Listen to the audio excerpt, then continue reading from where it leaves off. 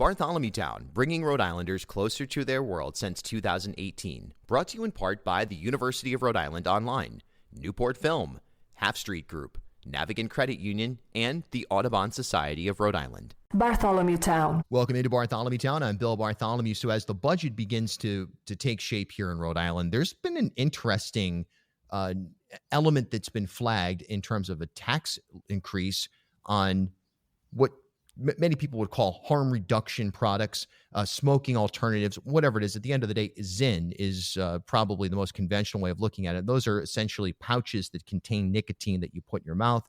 They're one of several smoking cessation products, but they also are something that people use for enjoyment, for recreation, for whatever. They've been popularized. You've seen Tucker Carlson, among others, in the sort of larger sphere of media pushing or advocating for this project.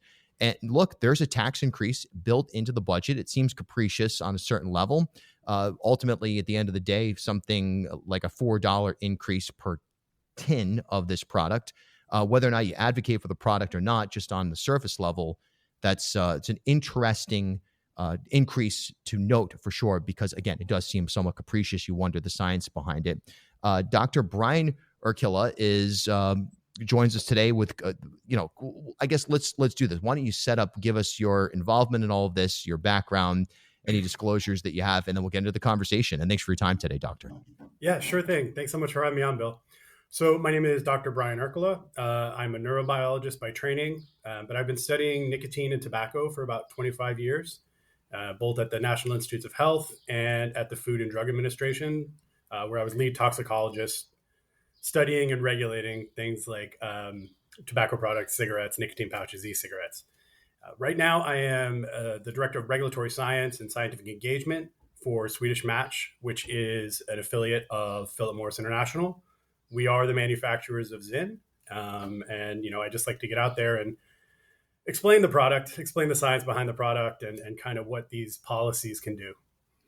So if I understand it correctly, as of now, anyway, this tax increase, it's pretty significant, but it's a product that you hear the number anytime you hear a number like, oh, it's a 60-something% tax increase. I mean, that's one thing if you're buying a boat. It's another thing if you're buying a tin of Zyn, no rhyme intended, but this would raise the price about $4 per container. Is that an accurate assessment of what the breakdown of that budget would the breakdown of the budget as it currently stands here in Rhode Island would do to the product?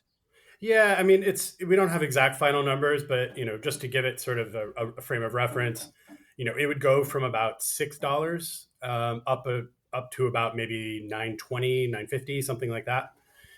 So that increase is substantial, but I think what we really want to remember is the important thing is that increase, an 80% increase, which is huge, of 80% of the cost of the product. That brings it close in price to the combusted cigarette. Right. And so the FDA, and academics are really clear that across tobacco and nicotine products, there is a continuum of harm or a continuum of risk. And cigarettes are by far the most risky product, and pouches have about the lowest level of harmful toxins and whatnot you can find. So if you put the prices near one another, it really hinders people's ability and desire to switch from that more harmful product. Pack of cigarettes in Rhode Island is something $15, $16 right now, depending on where you get them. So there's still a gap there. But what in terms of understanding the product, a pack of cigarettes, 20 cigarettes, that could be for some people half of a day. That could be for some people like a lifetime of just they may happen to have a pack of cigarettes on their person for entertainment or stressful moments, whatever. It kind of varies. But on average, what is the general usage of Zyn? How long does a pouch last, and how often do people use the product?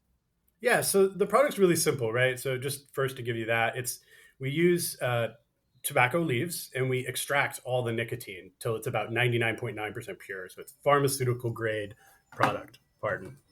Oh, no problem at all. So that's in the pouch, and someone will take the pouch and they'll put it in their upper lip and leave it there for about 30 minutes where it's going to deliver that nicotine. So on average, we see that people use about 9 pouches a day. So if we have 15 pouches in a can, so that's 2 days or so. Yeah, so it would be, how much they're paying every 2 days would be that increase, which would really add up over time.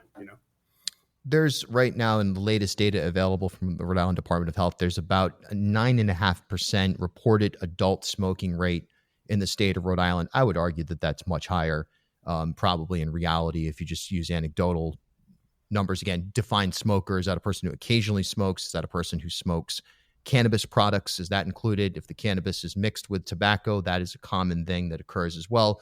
So that number is probably higher than 9.5%. 3% reported youth smoking in high school. Obviously, this product, Zyn, is not suitable for youth either. It's illegal, and it should be noted as well. But on the whole, data is not very clear that I was able to find in terms of usage of Zyn. Do you have any idea how many people in a market like Rhode Island are using this product on a regular basis, and how many of those people may have been former smokers versus people who are entering into using nicotine with Zyn as their kind of intro product? Yeah, so despite the fact that a product like Zyn, which has been on the market for over a decade, right? We still the surveys where we get this information are kind of catching up, because we tend to rely on the government surveys, and they have some time while they look at this. So yeah, the best numbers we have for Rhode Island is about 10% of people report currently smoking, right? They are currently smoking combusted cigarettes alone. As far as Zyn, the number is probably closer to that 2 to 3%, somewhere in there. Our data from the studies that we do that we submit to the FDA as part of having these on the market and being allowed to legally sell them, shows that a vast majority, something 95% ish, were using other products before they started using pouches. When you think about the holistic picture right now of tobacco use and nicotine ingestion, and you sort of that continuum of clearly the most dangerous would be within even the cigarette spectrum. There's a more dangerous product. There's a less dangerous product. There's a danger associated there, whether it's cancers, whether it's acute or long-term respiratory illness. All of that's pretty obvious. If you don't know it at this point, you haven't been living in the real world. But then we get into the vape zone. Vapes were, they were definitely popularized over the last decade. And there's a flavored vaporizer ban here in the state of Rhode Island, which prohibits the sale of like banana flavored, kind of youth driven products. But vapes are still available. You can get a Juul or something like that. Mm-hmm. Then the argument is made that the pouches are the most safe. As a physician yourself, and even given your current position, would you discourage people from ever getting into tobacco usage to begin with? And would you be better off, would the world be better off if Zyn didn't exist and nobody used tobacco? So first of all, I'm a PhD in neurobiology, not an MD. Okay. So I want to clarify there. But fair point. Good to know. Been doing and I this apologize for 25 for the years, so I got some ideas. Gotcha. So I mean, I think when we think about nicotine use, our position is our products like Zyn are for people who are using combusted cigarettes already or using something like smokeless tobacco, right? So we think if you don't use any products, don't start, and if you do use products, quit. And if you don't quit, then changing to a better alternative like Zyn or anything that's smoke free is going to be a better option for you. Yeah. Right. It's such an interesting discussion as well, because there's also the pragmatic side of it, which you raised, which is there's probably more than 10% of the population smoking. So you're advocating for them to come over and try a smokeless product that may either we help them wean off in general or just change that habit. Let's look at this from a legislative standpoint. Where else in the country are you seeing these kinds of tax increases, or even just in general, any legislation that governs the sale and usage of these types of pouches? Is this a Rhode Island exclusive thing, or are you finding this elsewhere? It is not a Rhode Island exclusive thing. We see this a lot of places in regard to, sometimes it's just pouches, sometimes it's all products, sometimes it's just e-cigarettes. So we're seeing it all over. But, with that kind of comes the evidence. The economists really love this area because it's a really interesting sort of behavioral economics question.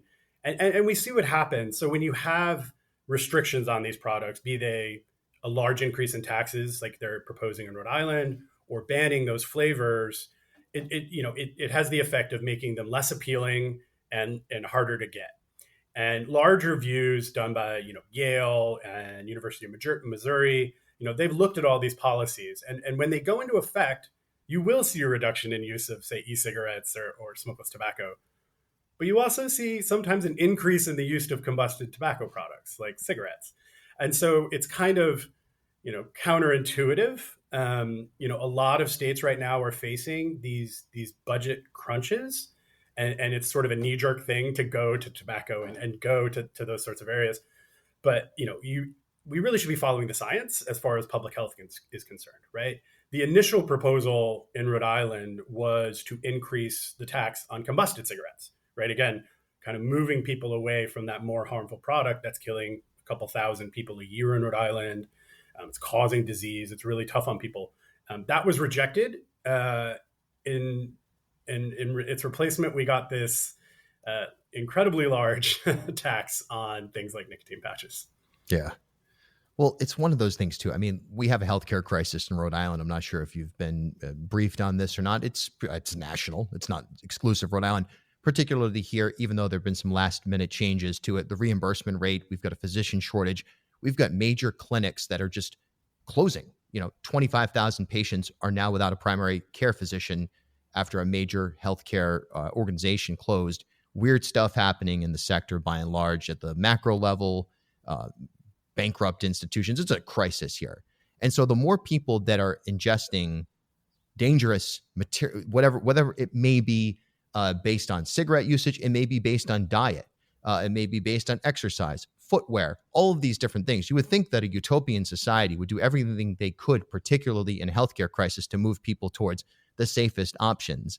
Your argument, industrially anyway, is that this is a backwards maneuver from the standpoint of public health. Is that fair to say? 100%. Yeah. We believe these products should be taxed proportionate to their risk, right? Mm-hmm. So you have the cigarettes with a much, much higher tax and things like pouches, much, much lower, right? To drive that behavior. And when we think about that healthcare issue, right? Combusted cigarette smoking is really expensive in the state of Rhode Island, right? So, the state is spending, all in all, healthcare costs for combusted smoking is about $750 million in Rhode Island. Medicaid alone is in the $250 million range. And as soon as someone stops smoking, right, even if they're moving to a smoke-free product, you start to see benefits, right? You see, changes in coughing and wheezing from someone who's been inhaling smoke, right? And those 7,000 chemicals that come with it. You start to see, after a couple years, people's risk of heart disease or cancer start to drop over time, right? And so those huge costs that the state is already paying, those start to go down.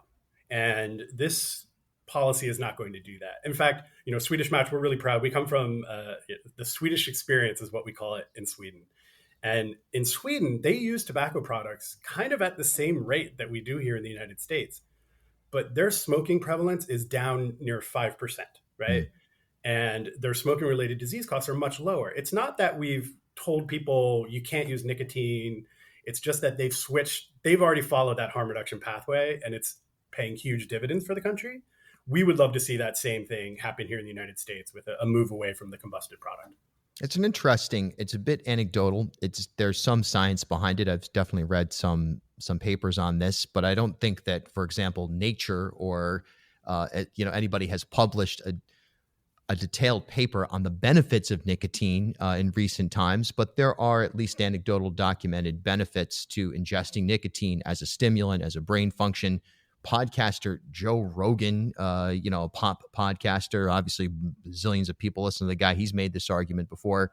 Have you, are you comfortable making the argument from an industrial standpoint that, hey, wait a second, there's a benefit to using our product Zyn, and it's proven either in science or, anecdotal is an ugly area to get into, particularly for someone in your industry.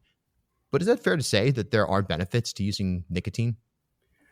I think the best benefit of a product like Zyn is for someone to move from a combusted product, right? That is going to be a huge, better alternative for them. When it comes to nicotine, the molecule, it's really poorly understood.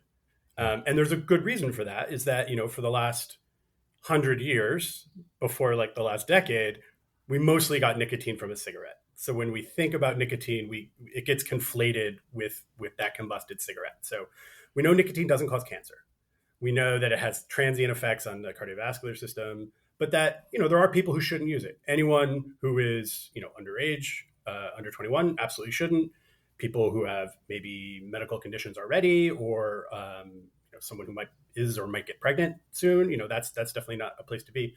But the research into those effects that you're talking about, sort of the beneficial effects, they go beyond sort of awareness and concentration. I myself used to be a smoker. And then I am this continuum of risk. I went to a snus product, and I currently use pouches, and I often use those kind of at moments where I want to concentrate or something like that. So the research is really building there as far as the benefits of nicotine. So, it's sort of anecdotally there, but that's kind of how science works. You kind of, the stories start and then people look a bit further into it. But there's some great research being done at Vanderbilt on this and in other places around the world. Very interesting. We'll certainly follow up on that. Last couple of minutes here, Doctor, and again, appreciate your time. From an advocacy standpoint, a lobbying standpoint, what comes next for you? Have you personally reached out to anybody inside Rhode Island state government? Do you have a lobbyist on the ground that's working this in the halls of the state house right now? And what do you expect to see? Is it sort of like, hey, this tax increase is going to go through, and our game now is to prevent additional tax increases in the future? What's the political strategy here? I mean, right now, I think a lot of people are unaware of the product. And I think one of the more important things is that people are unaware that it's been on the market for 10 years. It seems like it came out of nowhere, and trust me, it hasn't. But also in January of this year, right? The thing we really want lawmakers and everyone to know is that in January of this year, one of the last public health actions of the Biden administration was for the FDA to authorize these ZYN products. So they looked at all of our data from the last 10 years and some of their own data, and they said these products are appropriate for the protection of public health. Right? That is the FDA's words. And they said it's because super low levels of toxins, people who start using them stop using those more harmful products like cigarettes, and that youth use is really, really low. And so those are not words from me. Those are words from the FDA. They are on their website. You can see that FDA thinks that moving people from cigarettes to this product would be a benefit for public health.